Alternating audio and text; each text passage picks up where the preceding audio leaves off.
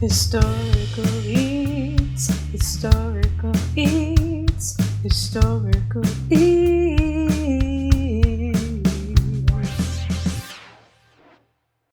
Today's episode features recipes for corn fritters and potato fritters from last week's same 1915 Rocky Mountain cookbook published by the Ladies' Society of the First Congregational Church of Park City, Utah, which comes from our Ruth D. Gazelius collection, number 2016.5.1.2. All right, welcome back to Historical Eats. This is episode 3. Today we are making two different types of fritters and comparing them. So we are doing potato fritters and corn fritters. And again, both these recipes are from 1915, from that same cookbook actually that we did last time, but we wanted to try something savory from the cookbook this time. So thank you for joining us, and let's get started. We'd like to thank The Market at Park City for sponsoring these videos and providing all the groceries for the recipe. For the potato fritters, the recipe first asks you to make a saucer full of cold mashed potatoes. So we made one saucepan full of mashed potatoes. We peeled the skin, cut up the potatoes, boiled them, mashed them up, let them cool in the fridge. And then we came back and began the rest of the recipe, which asks you to add in 1 well-beaten egg, a pinch of salt and some pepper, and 4 tablespoons of flour. Then you add in sweet milk, which usually refers to whole milk historically, until the consistency is like pancake batter, they say. So we had to just add in a little bit more milk to get it to the right consistency to be able to plop down on our griddle. They cook on the griddle pretty similar to pancakes or potato pancakes because that's basically what they are. So once you kind of see them bubbling up a little bit, you are free to flip them and finish on the other side. For our corn fritters, the recipe calls for 1 can of corn, 1 cup of flour, 1 teaspoon of baking powder, a teaspoon of sugar, which we forgot, some salt and pepper to taste, 2 eggs, and half a cup of milk, and we just used, again, that whole milk.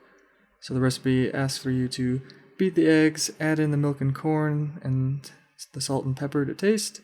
You also sift the flour and baking powder, basically making sure there aren't any lumps. Then you add that dry mixture to the milk and corn mixture, and it creates a pancake batter.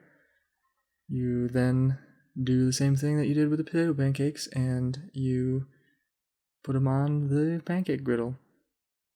As I mentioned, we forgot the sugar in ours, but it really didn't make much of a difference. They still tasted fine. They obviously would have been slightly sweeter if we had included that sugar.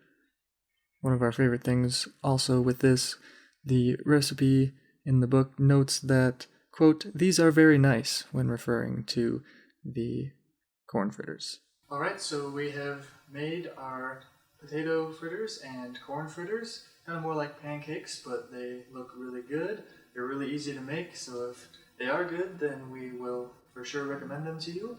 But we are about to head over to the museum and try them with our coworkers. Hi everyone, we are here at the museum and we are ready to try both of our fritters, our potato fritter and our corn fritters.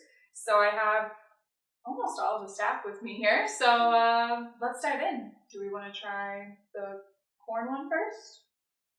Sure, yeah. It's the bigger one. Do we get any information on this before we? I mean, it's basically like a pancake, but yeah. How old is the recipe? Oh, sorry. Thanks, Liza. Our viewers already know. Sorry. The recipe's from 1915, similar to, from the same cookbook as the cupcakes. Mm. So and the big one first. The big one yeah, first. the corn one. The corn one. Yeah.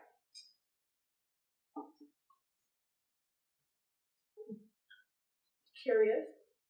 I will say the recipe called for like a teaspoon of sugar. We forgot the sugar.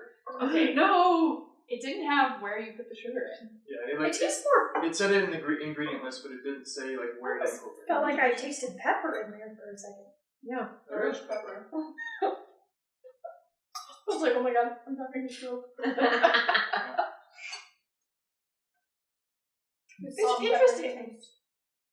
I quite like this. I like it. It's just not needs as. It's not fluffy. It's very.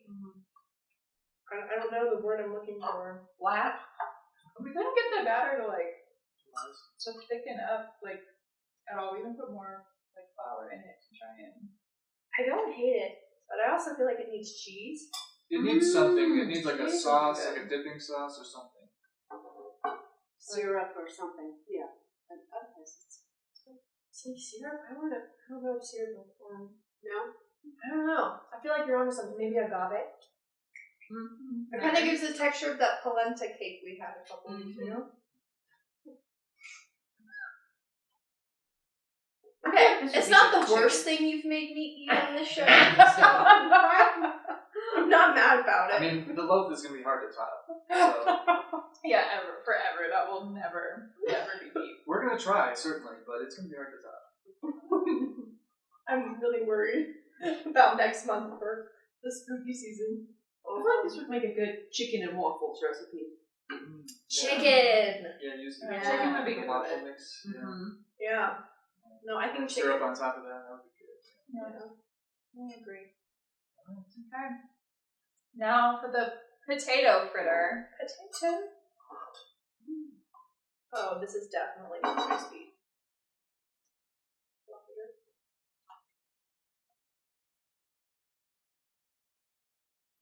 Oh, you can really taste the potato in that one. Oh yeah, Very potato. that's it. That's just tastes like a mashed hash potato. brown. Yeah. It tastes like a hash brown to me. Yeah. No, it needs Some hot ketchup. sauce or ketchup. Uh-huh. With an egg on top. Yeah, it's just a potato pancake. It is. It's just. That's delicious. It's good though. Yeah, yeah. Wait, did we say what year these were from? 1915. 1915. Another 1915. Same cookbook as The cake. cupcakes. The cake. The recipe was cake, but we made it.